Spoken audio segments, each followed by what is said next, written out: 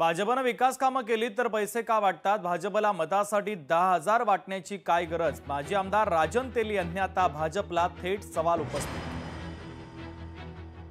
3 दिवस जे ऐकतोय की ह्या वार्डात अमुक दिले, त्या वार्डात अमुक दिले, 10,000चा रेट काढला, कोण म्हणतो 15,000चा रेट काढला.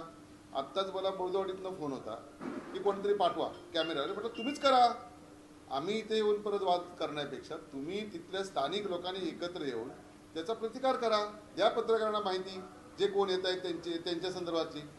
आज माझा प्रश्न ह्या संदर्भातला एवढाच आहे की जर समजा विकास कामं एवढी झालेली होती किंवा करणार तुम्ही म्हणताय, मग तुम्हाला पैसे वाटण्याचं कारण काय? मला स्पष्ट आरोप आहे की ह्याचाच अर्थ असा आहे की तुमचं काम किंवा तुम्ही जे काय केले ते लोकांना पसंत नाही. लोकशाही मराठी ऐका, पहा, जागरूक रहा.